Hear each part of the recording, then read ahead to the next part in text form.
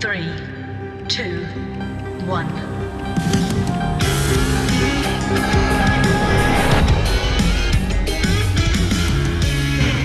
I said earlier that I would tell you about our theme of the month in case you forgot what that was, and it's expand it. And that's what I'm going to do during my talk today is I'm going to expand it. I'm going to expand on things I've been talking about this month, as well as something that Reverend Gary brought up this morning. My talk title, in case you didn't see it, is No Praise, Approval, or Sympathy. I remember learning one time, and I couldn't figure out where this came up with where this came up. It was something in my religious science life. Anyway, I remember learning that there should be no difference in the way I take a compliment or the way I take criticism. The effect on me should be no different, whether it's from a friend or a mentor or a troll on the internet or some sort of cancel culturists, as we seem to have now. But when I do get triggered by that, and I do every once in a while get triggered by criticism or sometimes even compliments, I go to two books. There's two books I go to if I'm in a whirlwind about it somehow and I can't step out of it, or I can, of course, but I feel like I can't, which is the emotional feeling, not the knowing feeling. I go to two books, and there's two books. And one of the books Gary was talking about, Don Miguel Ruiz's The Four Agreements. And yes, the second agreement is the one I go to. Now, you know, the Four Agreements is based on Toltec wisdom that Don Miguel Ruiz studied. But anyway, the second agreement is don't take anything personally, right? That can be a tough one sometimes. It's tough for me sometimes. Don't take things personally. In fact, sometimes I can remember rereading that chapter when I required to, because of where I've allowed my emotions to step into a criticism or a compliment. I get pissed off a little bit about it to be reminded of that. Don't take things personally. And he tells us that many times we get triggered because we agree in some way or another with what that other person said about or to us. Does that ever happen to you? And you think, are they clairvoyant or something? I mean, how did they know I am thinking of myself that way? I don't tell people that. Well, people pick up on your energy. We give out energy, whether it's an egoic energy or a low self-esteem energy. We give that out. People pick up on that, even unconsciously. And they treat you based on that. Now, that doesn't relieve them of being buttheads for bringing up, especially some sort of criticism, especially if it's in a mean way. However, not everything is about us. If we get out of the way of our bloated nothingness, as Ralph Waldo Emerson would put it, and get back in the path of the divine circuits and remember who we are, with that remembrance, we can see that it's their junk that's coming up. Whether it's sucking up to you or whether it's putting you down, it's about them and their stuff. That's what Ruiz is talking about in the Second Amendment, the Second Agreement. We have to remember that in this play, in this movie of ours, we're the actor, we're the director, we're the producer, we're the director of photography. We're the ones telling our story, not other people's opinion of us, not even other people's compliments of us. Don't let their emotional garbage fill your dumpster. That's something I have to remind myself every once in a while. It's their emotional garbage. Why would I want to fill my dumpster full of that? My dumpster's full of enough stuff of my own that I want to get removed. Excuse me, that I want to get picked up, so to speak. It's just a habit. It's just one of those dumb habits that we get, some dumb the routines that we get into in life, especially if you've lived any amount of years in the decades. It's a habit and a routine to allow praise, approval, sympathy even, or criticism to have an effect on us. Beyond, it's nice to get sympathy when something's going on. It's of course great to get a compliment, and you can learn from criticism. But it's great to know that I can just be polite about the reception of all those and not have them put me off kilter at all. The second book that I look at is What You Think of Me Is None of My Business. I brought this book up once in a while over the years. It's written by Reverend Dr. Terry Cole Whitaker. She wrote this book in 1979, and I'm still digging it to this day. Well, the final chapter in the book is the title of the book, What You Think of Me Is None of My Business. And Dr. Terry tells us that if we run our lives on the basis of what others think, we not only destroy our own sense of self, we begin to forget who we are. We forget the very essence of ourselves is the divine, is God. We forget that.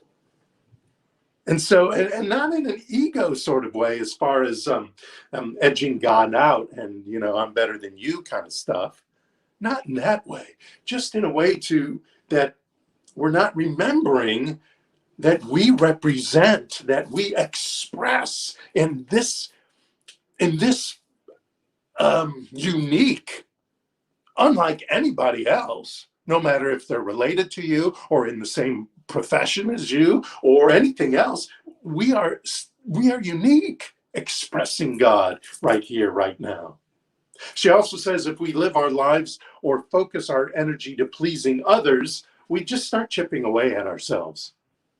Our life becomes less magnificent than it could be because we are full of constant confusion and dissatisfaction. Especially if you're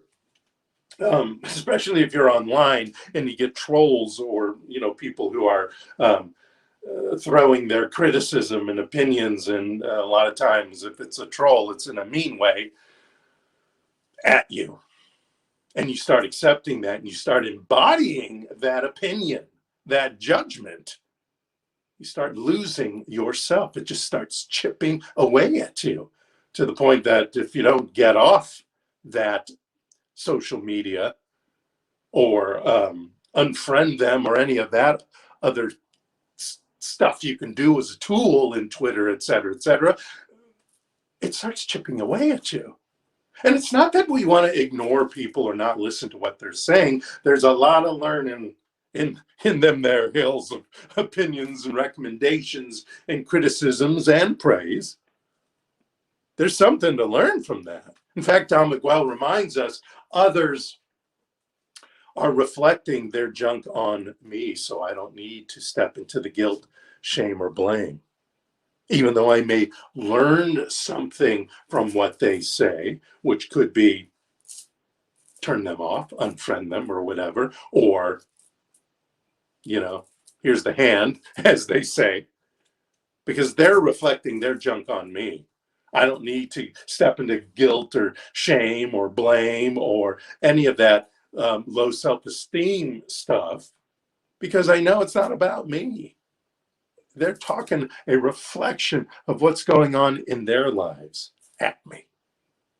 So whether it's criticism or praise, we can either take the view of that other person and use it to reinforce negative mental patterns we already have, accept that, and start walking around with that as not just their opinion, but embodying that idea. I can't imagine what I'd be like if I embodied some of the ideas that people put upon me, so to speak. Or we can use that information to get rid of stuff that we're forgetting might be showing up. Learning from those opinions, those judgments, or those that praise is the best way to handle it, really. But anyway, the essence of both books is to remind ourselves to love ourselves. That's the biggest thing. Love ourselves. Don't forget to love ourselves. And not, again, not in an egoic way or a way that discounts others, but in this way that is called humble confidence. The humble confidence way. A woman, Alana Palm, wrote this great article that I read. She wrote it, I read it, where she lists these qualities, and the blog article was called Confident Humility, a way to lead so everyone wins. And so here's a few of her ideas. Remain open to feedback. And so that's where you want to check for any opportunity there, for any actionable suggestions they might have, right? Like I said, they might say something that you unconsciously aren't remembering. It's such a habit that you don't even realize this is happening. But that's sitting down and thinking about it, and not in a way of, oh, I'm a horrible person, but in a way of, oh, now I'm going to be my magnificent self at every moment because I'm learning from this opinion and taking heed from it. She also talks about staying grounded. So constantly, which is what brought up this talk in the first place, constantly we are relearning and reloving ourselves. And that's okay.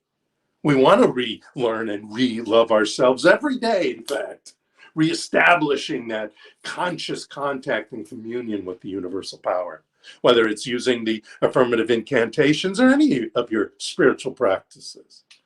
So then using those, we can expand. Remember, this month's theme is expand that divine power that is within us already. We can expand that divine power and presence in our thoughts, feelings, beliefs, and experiences every day. We start with it every day. We end with it every day. So all those times in between are just through it as it. When we bust through, soar, and zoom as divine wisdom and love soars and expresses itself through us. She talks about practicing gratitude, which we've talked about many times. And she said, check the other side, which has a lot to do with what are they saying? Is it something I can learn from? Because there's always more to learn. And we have to remember that and be excited by that. It's so great to always be learning. Take leaps of faith, she talks about. Live into your potential. Always think and create big and bold. That's what I say. Create big and bold. You can figure out the rest later. You can make it a little smaller if it needs to be. You can do it in little chunks if it needs to be. But live into your potential. Not live your potential, live into your potential. It's actionable. It's a part of your life. It's the sand in the ocean. Be present, she also says. So listen, be polite. You know, if you have to walk away, then you walk away. Excuse yourself and walk away. You don't have to listen to their stuff. But remembering who you are will override anything they have to say, whether it's praise, criticism, outside approval, or sympathy. Remembering who you are will combine any feedback that it's going in with the plugging in you're doing with your divine self. That's what makes the difference. I'm plugged in with my divine self. So if somebody praises me, you know, that's nice, that's great. If somebody has a criticism of me, whether it's fair, quote unquote fair, or mean, or anything in between, with my divine self present and in full strength, I can go, yes, okay. Well, thank you for sharing that, and thank you for bringing that to my attention. I appreciate that. And if I believe there's nothing to be learned from that. When I walk away smiling and not being defensive, either to them or within myself, then I can either learn from it or poo-poo it in my life. Now, I'm not saying you're not allowed to feel great with compliments and approvals. Have at it. Enjoy it. You feel better with sympathy when you are in need of sympathy for something that's going on in your life and it's given to you, then enjoy that feeling. Enjoy that support. Or even get a little sad or miffed by the digs or the criticisms that you hear. That's okay. It's how long you do it and how quickly you get out of it, especially if you're miffed or sad on those digs or criticisms that come your way. And I understand that this principle may not be so simple. I mean, it's simple to say. It's actually a simple process, but it isn't always easy to apply that process. I get it. It's a journey, and it's also an adventure. And it happens to me all the time as well. And I just make sure that that kind of situation doesn't trigger me again. Or when it does, if it does again, if I haven't brought myself to being grounded and centered about that, then I quickly realize that so that I can, depending on my reaction, apologize for my reaction if need be, or move on more quickly.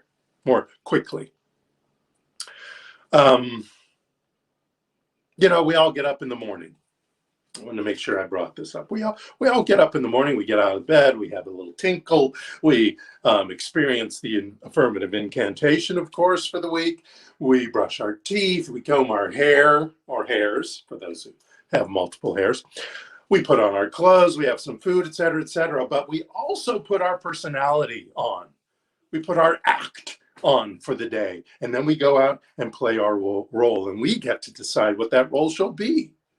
What it'll sound like, what it'll act like, whether praise, criticism, or being ignored even shows up during the day. So you're going to always be looking out for the signs of abandonment and other childhood woes. That's what happens a lot of time to us. We have some sort of issues from our childhood and something triggers that. Or we have issues from a previous relationship, whether it's romantic or at work, and something similar shows up and we get triggered. Now we can allow those triggers to take us over, and so that we emotionally react versus respond, or we can latch on to the truth. Latch on to that truth that you spoke and stated and declared in the affirmative incantation that you made that morning. Where is the source and substance of your supply? Decide that right this minute. Where's the source and substance of your supply? Is it your work? Is it your boss? Is it your spouse, your doctor, your bestie? No, none of those things. You're no longer a small and vulnerable child that needs the help of big people to survive. Your self-image is based on who you are, your real self, your true self, your God self. When we remember that, then we can get through the criticisms as well as the praise and the sympathy. I forgot to warn Steve about this, but Steve, if you look in slides, you'll see another statement. And if you could pop that up for a minute, I'd like us all to speak this together. Did you find that? Yeah, there it is. Okay, this is an affirmative statement out of Terry Cole Whitaker's book that I'm talking to you about, and let's say this together, or if you'd like, you can just close your eyes and listen to me say this. It's something I want us to know and be and trust in. And she says, I know that I am in charge of my life. I accept that I am my own best friend and the real authority on my own life. That does not mean that I don't love and support others or that I won't listen to what they have to say to and about me. I know that I can learn from others, but I refuse to let others dump their negativism on me. Negativism on me. So if you remember to keep that second agreement and not take things personally, then, as Don Miguel writes, you can travel around the world with your heart completely open and no one can hurt you. You can say, I love you without fear of being ridiculed or rejected. You can ask for what you need. You can say yes or you can say no, whatever you choose without guilt or self-judgment. You can choose to follow your heart always. Then you can be in the middle of hell and still experience inner peace and happiness. You can stay in your bliss and hell will not affect you at all. When you are centered in who you are, when you remind yourself who you are every morning, every day, and step out into the world that day, whatever hell shows up, it's not going to affect you. Just like Goldilocks, the porridge of life will be just right. Won't be too hot, won't be too cold, won't be too much praise, won't be too much criticism. It'll be just right. The perfect amount for you to learn from, the perfect amount for you to ignore if you must. Terry Cole Whitaker ends her book with the following statement. Accept that you are one with God and that you have the power to create your life exactly the way you want it. And remember, what I think of you is none of your business. However, what I think of you is this, and I'm going to close on this. My friends, you are magnificent, right here, right now. It matters not what your smarts are, your looks, your job, your finances, your health, your hairline, whatever. None of that matters. You are already right here, right now, perfect, whole, and complete spiritual beings having a spirit-filled human experience. And that experience is full of some serious fun, joy, love, grace, respect, peace, both inner and outer, and happiness. Go ahead. Go ahead and throw in health. You're all about health.